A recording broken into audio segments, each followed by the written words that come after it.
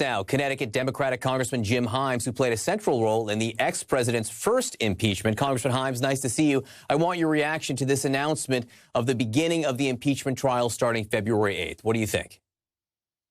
Well, I think it's the best play against a pretty tough hand here, right? I mean, nobody wants an impeachment at the start of a new administration where you're hoping to turn over a new leaf. You're hoping that maybe you don't have to talk about the old president. But the attack that was committed, you know, and the memories are still quite vivid in my own mind. The attack that was committed at the urging of the president was so serious that, you know, we can't, as you said, we can't slide the whole thing down the memory hole. We need to make sure that people are held accountable. We need to make sure that the American people know exactly what happened and how the president, well, ex-president, contributed to that. So the new timeline does give the Senate more time to confirm some of the president's nominees, but it might also give Republican senators more time, those who are sitting on the fence, to be swayed not to convict. Is that a concern of yours? Well, John, I'm in the camp of believing that there is very little probability that you're going to get, I guess it's 16 Republican senators to convict. I watched very closely the last impeachment, and you got one. And I could imagine getting 6. I could imagine maybe getting 7. But you have to remember that behind this, we like to call that a court, you know, the Senate a court, and will he be convicted? The senators are jurors. Each and every one of those Republican senators is contemplating the fact that it's a minority of their constituents, but a minority of their constituents are probably okay with what happened in the Capitol. The Republicans have created this Frankenstein monster. And by the way, you ran a clip of Kevin McCarthy. You got to run the clip of Kevin McCarthy looking into the camera and saying this election was stolen. And so Republican after Republican after Republican contributed to this fact that there are millions of Americans out there who believe that the election was stolen. And they believe it because Donald Trump and congressional Republicans told them that. So now they've got this Frankenstein monster that is raging in the village, and they don't know what to do. But I'm guessing that most of them are not going to choose to put their bodies in front of that monster and take the risks associated, politically speaking, with doing the right thing. So the former president is off Twitter. He's off Facebook. And that absence is remarkable and notable. But what kind of oxygen does he still take up in Washington, and how formidable is his base? Well, I'm gratified to see that hardcore MAGA base, and that runs from QAnon to the whole cast of characters that you saw assault the Capitol. It's in disarray. It's pointing fingers. They were promised that there was some magical way in which Joe Biden would not become president. And lo and behold, reality happened. And it's hard for people who are living in an alternative universe with alternative facts to be, you know, have their nose rubbed in reality. So I do think that there's disarray. I think there's finger pointing. I think I know ex-President Trump has approval ratings that are about half of what the current president has. So, you know, this is a group of dead enders getting smaller, but still very, very important to the Republican primary process. And there are a lot of senators and members of Congress who would love to do the right thing, but they just know what sort of political massacre could occur if they do the right thing and stand up and speak the truth about what President Trump did.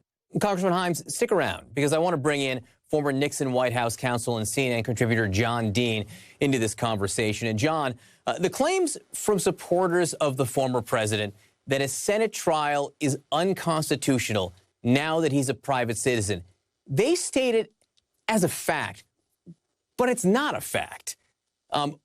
What's the truth here? It's a debatable point, but not going to be resolved in favor of the people who claim there's no right to have this trial. In fact, 150 scholars from both the right and the left, including Federalist Society scholars, weighed in, and they said there is clear precedent, there's historical precedent to have this trial, and even the fact that he's out of office doesn't make any difference. He can't just do an impeachable offense at the end of his term, suddenly depart and not be held responsible. Yeah, I mean, it is simply not determined fact that it is unconstitutional. There is some precedent to let this type of thing happen. Nevertheless, Congressman Himes, is it the type of thing that will give Republicans in the Senate an out. For those looking for a way out, they don't have to judge the president's action. They can say, oh, I'm told by some it's not constitutional. Oh, sure, sure. Look, the fig leaves don't need to be particularly compelling for these folks to find reasons. We saw it in the last impeachment, where we actually saw Republican senators saying, yeah, it was terrible behavior, that phone call with Ukraine, but I'm not sure it meets my standard of impeachability. Or, they just, the fig leaves don't have to be particularly beautifully crafted in an institution where principle is not high on people's lists of things they care about. So, look, it's going to be that. A lot of Republicans are going to hide behind the fact that the House acted very quickly. A lot of Republicans are going to hide behind the fact that I don't think anybody wants to see this trial dragged out for weeks and weeks and weeks. It's likely to go in days. So a lot of them are just going to point to that and say, hey, it was just a couple of days. Now, they'll forget, by the way, that in the last impeachment, they voted against witnesses. They voted against, bringing evidence to the Senate. But they're going to say, oh, geez, the due process was not nearly enough for me to vote to convict.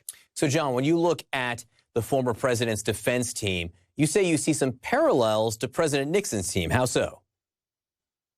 Well, the parallel is he's hired an attorney who really has very little Washington experience. My digging around in his background appears that Mr. Bauer spent about a year in Washington at the Department of Justice in a special assignment, and that's it.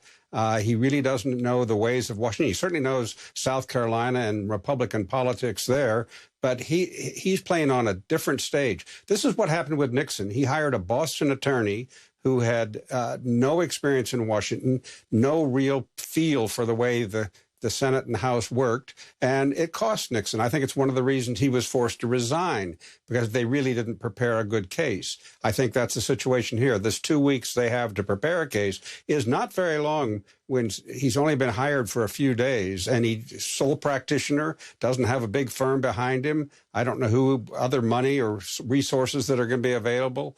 So I think the president's handicapped with his counsel at this point. So, Congressman Himes, I know you were part of the group trapped on the House floor on January 6th, and I mentioned at the top of the program the plan to keep thousands of National Guard troops in D.C. over concerns of more unrest during the impeachment trial. How concerned are you and your colleagues about your own safety? Well, it was very gratifying to see all those National Guardsmen there for the inauguration. That made a huge difference. If we'd had 15% of that presence on January 6th, what happened would never have happened. So I'm really glad that until this chapter is in the history books in its entirety, that we have that degree of security. It may not be a situation where the president is going to urge thousands of people to march down Pennsylvania Avenue, but you never know when some, group of Proud Boys or Boogaloo Boys or whatever they call themselves is going to decide to come down to the Capitol and raise hell. So I'm glad to see it, but I'm also going to be so glad to see the back of this whole situation. It just pains me beyond measure to see the Capitol looking like, our embassy in Kabul. This is the people's house. And so the sooner we can get back to making it open and accessible is, I think, going to make a lot of us very happy. Congressman Himes, John Dean, thanks to both of you. Both of you stay safe. Thank you for being with us.